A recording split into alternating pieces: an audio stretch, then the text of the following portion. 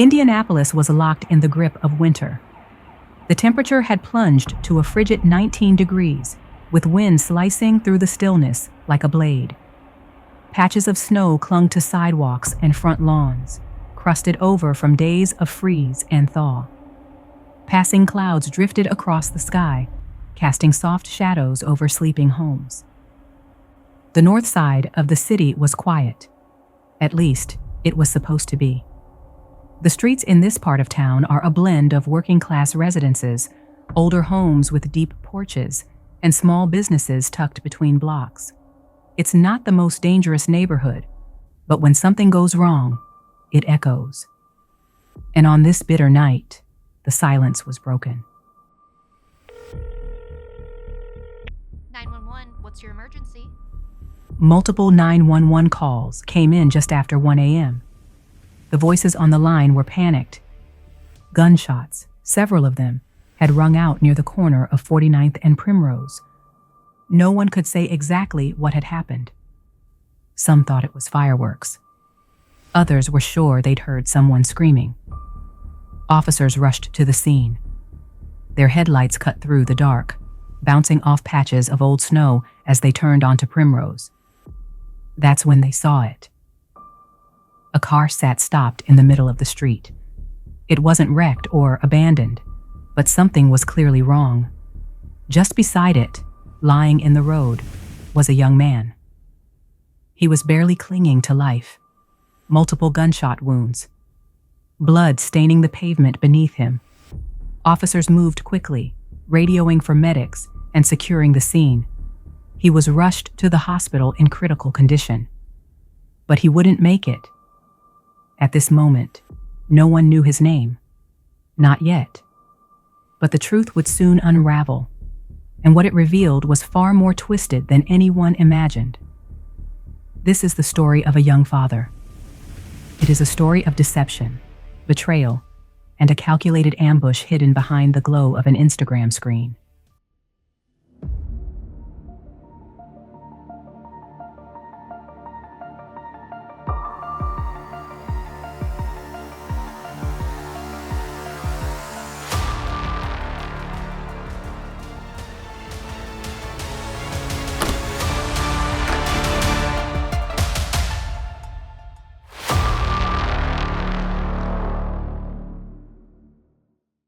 Before we continue, I want to take a moment to thank the sponsor of today's episode, who helps make it possible to share these stories. Aura, a comprehensive service that protects you and your loved ones from those who wish to exploit your trust online. Ever get one of those strange text messages from USPS saying they have a package for you? Click this link to confirm. USPS never sends those types of messages. That's spam from scammers who likely got your information from a data broker or a leak on the dark web. Do you know how much of your personal information is out there? Your full name, phone number, home address, email, even details about your relatives can be sold to scammers, like the ones behind that USPS text message. That's why I turned to Aura.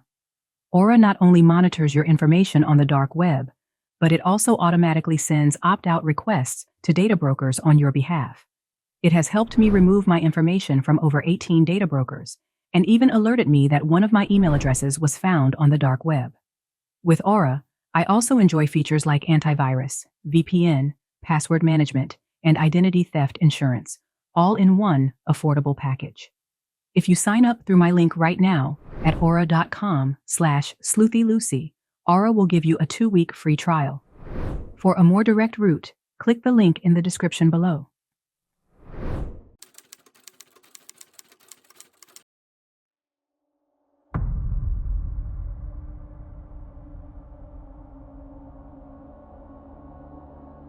Before detectives could begin piecing together what had happened, they had to absorb the scene for what it was. The winter air was sharp, hovering just above the teens, with patches of hardened snow still clinging to the curbs and lawns. It was the kind of cold that made even quick movements stiff and breathless. Police floodlights lit up the block, casting long shadows over the snow-dusted pavement. The vehicle was still there, stopped in the middle of the road. Not abandoned in a ditch, not part of a collision, just frozen in place, as if time itself had been interrupted. Officers moved deliberately, scanning the area around the car. A young man lay in the street beside it, shot multiple times and rapidly losing blood. Medics worked fast to stabilize him, but it wasn't enough. He was transported to the hospital in critical condition, and within hours, he was gone. We start this morning with breaking news. Right now, Metro Police say a person is dead after a shooting on the city's north side. Police say it happened shortly after 1 this morning along East 49th Street near 46th and Keystone. Officers say they found a person at the scene with gunshot wounds. They were transported to the hospital where they later died. At that moment, no name had been released. No clear answers had surfaced. Just a body, a car, and a string of gunshots that shattered the silence of a quiet North Side street. But behind that silence, there were clues, waiting. The kind of clues not found in plain sight, but tucked away in pockets, in timestamps, in tiny digital trails. Detectives didn't know it yet, but what they were about to uncover would raise far more questions than answers, and reveal a level of betrayal no one saw coming. In the hours after the shooting, the north side of Indianapolis remained sealed in cold silence. The scene had been cleared, the body removed, and the detectives were already working behind the scenes. But one question still lingered. Who was he? Somewhere between the hospital and the coroner's office, the pieces came together. Maybe it was a wallet, maybe a work ID. But around 5 that morning, they knew his name. And with that knowledge came a responsibility. At exactly 5:02 a.m., Travis Wiley received a call from an unfamiliar number. On the other end was a woman from the coroner's office. "Is this Jarrell's dad?" she asked. Still groggy from sleep, Travis answered, "Yeah? What's going on?" That's when the voice on the line gave him the news no parent is ever prepared to hear. "We regretfully have to tell you that Jarrell just lost his life." At first, he thought it was a cruel scam. Desperate for clarity, he Googled the number, only to confirm it really was the Marion County Coroner's Office. The disbelief was immediate. The heartbreak followed just seconds later. Travis called his wife, Tamika, who was at her mother's house with their granddaughter, Jarrell's 2-year-old daughter, Honey. When she answered, his words were frantic. "Tell me Jarrell is at home." But she already knew something was wrong. The unanswered calls, the silence overnight, that gut-wrenching feeling no mother can shake. She jumped up. The truth had arrived, and it came with no warning, no time to brace for impact. Just one call, and everything changed. It was Jarrell. It had to be.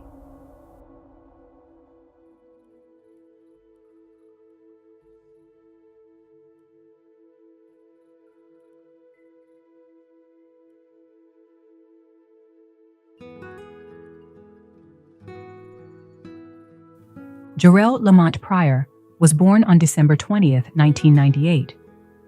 To his family, he was everything. A bold, bright spirit who loved hard, laughed loud, and lit up every room he walked into. Those closest to him described Jarrell as a goofball, confident, always put together. He cared about his appearance, sure, but even more, he cared about people. A bit of a ladies' man, and proudly so, he was the kind of person who left an impression whether you wanted one or not. His older brother Byron called him irritating, then couldn't help but laugh at the memory of his antics. His grandmother Linda said he'd stop by her house daily just to check in. But those visits came with playful chaos. You never really knew what Jarrell would do next. He had a soundtrack to life.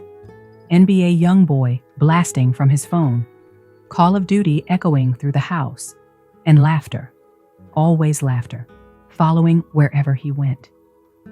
From football and basketball to dancing and music, Jarrell was fearless. He had a gift for doing things effortlessly, no matter the lane. "I've got videos of him dancing when he was little," said Travis, his stepfather. "It would look crazy, but they used to do all these challenges, even before TikTok." His friends remember the secondhand embarrassment of him breaking into dance in public places, and the joy of being pulled into his world. For them, life with Jarrell meant constant surprises and nonstop energy. But beyond all the fun and flair, Jarrell had one role that eclipsed everything else. He was a dad, and not just any dad, a great one. To his 2-year-old daughter, Honey, he was the entire universe. His Facebook page was full of pictures of the two of them, him smiling wide, her giggling in his arms.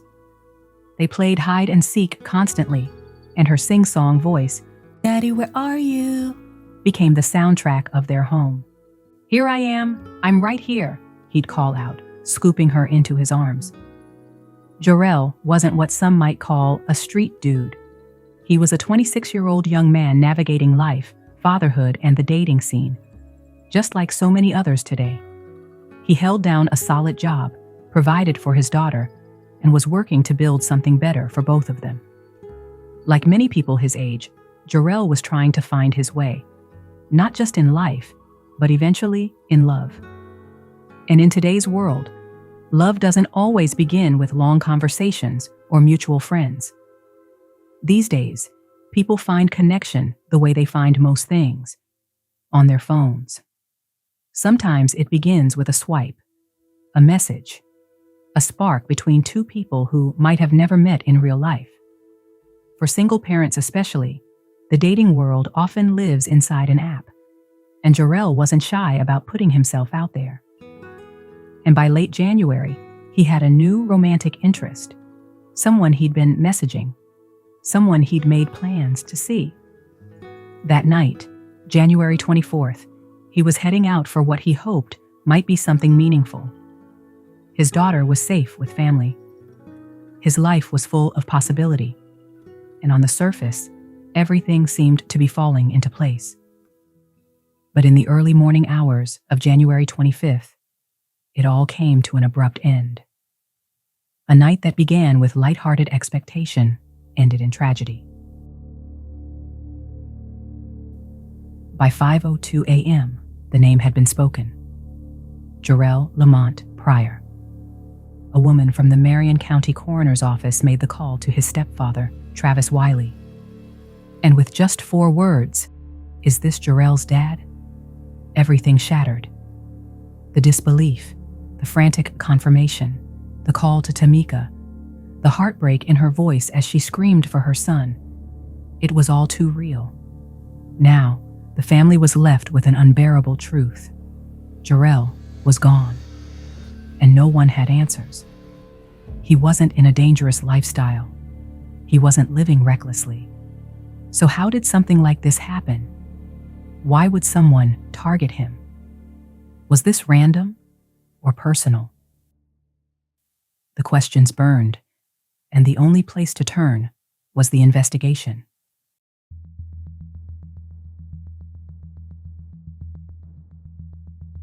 In reconstructing Jarrell's final hours, detectives began the slow, careful work of building a timeline. One that started with interviews and led into a layered web of digital and physical clues. They first turned to the people who knew him best, his family. Through those conversations, investigators learned that around 8 p.m. on January 24th, Jarrell stopped by his grandmother's home during his dinner break from Carrier Corporation, where he worked on the assembly line. His 2-year-old daughter, Honey, was staying there that night, just around the corner from the plant. It was a routine visit, one of many, a simple check-in with the person he loved most. Later that night, around 10 p.m., he told his mother he'd be working late. But as the hours passed and midnight came and went, concern began to rise. According to investigators, Tamika tried calling him. No answer. She sent messages. Nothing. Each call rolled to voicemail. Each text went unread. Unaware of the tragedy already in motion, she stayed up, waiting, hoping, watching her phone. Detectives continued their work. They canvassed the surrounding neighborhood for surveillance footage and quickly identified a key location, Crown Liquors, not far from where Jarrell was later found. Security cameras from the store showed Jarrell pulling into the lot just before 12:30 a.m. on January 25th. He went inside. A young woman was seen in the passenger seat of his vehicle. Both appeared calm. Nothing seemed out of the ordinary. At the time, investigators didn't know who she was. But the footage confirmed something critical. Jarrell had met up with someone shortly before the shooting, narrowing the window of what may have happened next. Working with Crown Liquors, a nearby McDonald's, and various data providers, detectives secured transaction receipts that helped validate the timeline. Each detail, each time-stamped debit card purchase added clarity to Jarrell's final known movements. But receipts and interviews could only take the case so far. To go deeper, they needed access to the one device that was collected at the scene, that one device that often holds more truth than any witness ever could, Jarrell's phone. That step, however, would take time. Detectives first had to obtain search warrants, one to physically access the phone, and others to retrieve data stored in linked cloud accounts and messaging platforms. Even with legal clearance, gaining full access isn't immediate. Cracking the phone itself can take days, sometimes even weeks or months, especially if passcodes, encryption, or service provider delays are involved. So while the outside world waited, investigators worked behind the scenes, patiently piecing together digital breadcrumbs. Eventually, the phone began to speak. Among the messages recovered was one sent just hours before Jarrell was seen on surveillance. It was sent to an account traced to a woman named Alexis Hawkins. The message was short, casual. "When you free." That one line, sent through Instagram, set the night in motion. But knowing who had messaged him wasn't enough. Now that detectives had identified Alexis as a key contact, they needed to dig deeper. And that meant starting the process all over again. This time, with a new search warrant for her Instagram account. It was another delay, another stretch of waiting. Requests like these require coordination with the platform itself. Data retrieval, legal reviews, and server-side access don't happen overnight. But when the information finally came through, what they found would change the course of the investigation entirely. While analyzing Alexis's messages, detectives soon realized she hadn't only been talking to Jarrell that night. She had also been texting Brian Winston Jr., an 18-year-old man later identified as her boyfriend. The tone was different. There were short, timed updates, slang, and phrases that raised immediate suspicion. "He think he about to get some. You ready?" To detectives, this wasn't just a date gone wrong. The deeper they looked, the more calculated it all began to appear. As detectives examined Alexis Hawkins' Instagram account, they found more than just flirtation. In a message sent to her boyfriend, Brian Winston Jr., just one day before Jarrell's death, Alexis appeared to brag about scamming multiple men in a specific area of the city. That message alone raised serious concern. But it wasn't the only one. Their conversations also included discussion about firearms, and when investigators looked at Alexis's public Instagram posts, they noted multiple photos where she was posing with guns, enough to raise serious concerns for investigators. At this point, detectives believed the evidence pointed to something far more intentional. The meetup with Jarrell didn't appear to be random. It looked orchestrated, possibly planned in advance, under the guise of a date. And now, the investigative focus narrowed. Alexis Hawkins became a suspect. The priority for detectives was clear: bring her in immediately. But knowing where someone is and getting them into custody are two very different things. And time was running. On February 26th, 1 month after Jarrell Pryor was killed, Alexis Hawkins was picked up by Indianapolis Metropolitan Police and U.S. Marshals in a joint operation. She was located in the 2700 block of Pixel Drive and taken into custody without incident. But what followed was not cooperation. During questioning, Alexis told detectives she couldn't remember what she did the night of the shooting. She didn't recall who picked her up. She claimed she didn't own any guns. Her responses were evasive, detached. When detectives confronted her about her meeting with Jarrell on the night he was killed, Alexis replied, "But no weapon to say I did anything. My fingerprints aren't on anything." Stunned by the response, detectives pressed further. "Would your fingerprints be found inside Jarrell's car?" "It's not going to be on no weapon, though," she replied. Then the detectives revealed evidence she had been texting Brian Winston at the same time she was coordinating the meetup with Jarrell. They asked her about a message in which she talked about making a play. At that point, Alexis stopped talking and immediately asked for a lawyer. She was booked into the Marion County Jail, where she remains held. But the investigation didn't end there. While Alexis was in custody, detectives began searching for Brian, her 18-year-old boyfriend. He had left the state, but on April 2nd, during a routine traffic stop in Austin, Texas, he was arrested by local police.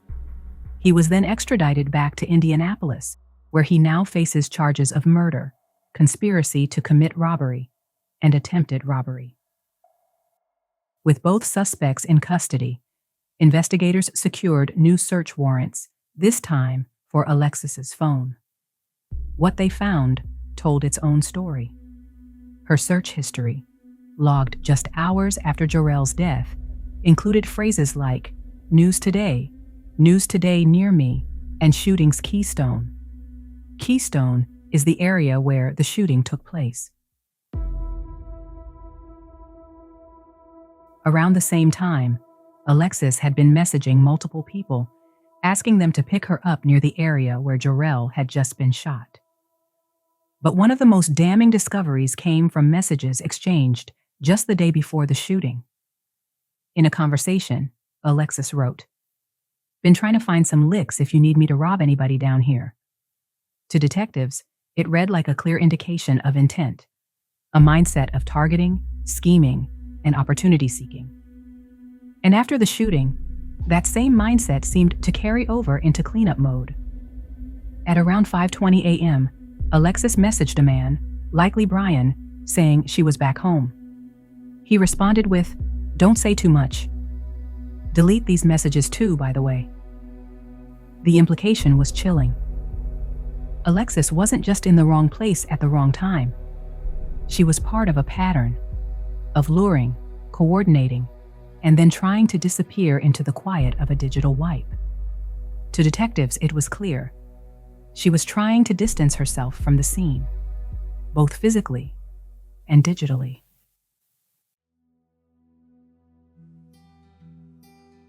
As of now, both Alexis and Brian remain behind bars at the Marion County Jail. Alexis appeared in court on March 4th, and Brian appeared on April 15th. Both are scheduled to return on May 19th. They are each charged with murder, conspiracy to commit robbery, and attempted robbery. Meanwhile, the medical findings only deepened the grief for Jarrell's loved ones. According to the autopsy, Jarrell was shot multiple times, including wounds to his stomach, right jaw, right chest, and lower right back. The damage was extensive, the violence unmistakable. The investigation remains active, and what comes next will unfold in the courtroom, where the weight of evidence, intention, and accountability will finally be put to the test. What do you think about this case? It's hard to wrap your mind around how quickly a life filled with love, laughter, and fatherhood could be cut short by something that, on the surface, looked so ordinary. A message, a meetup, a few exchanged words, and then silence. Jarrell wasn't living a high-risk lifestyle. He wasn't caught up in the streets. He was working, parenting, and doing what many people do every day, trusting someone enough to meet up. And yet, somehow, that trust became a weapon. This case isn't just about digital footprints and decoded messages. It's about how accessible and casual betrayal can look in the modern world. One message, "When you free," opened the door to something Jarrell could never have anticipated. And what hurts most is what was left behind. His family, his friends, and most of all, his daughter. "Daddy, where are you?"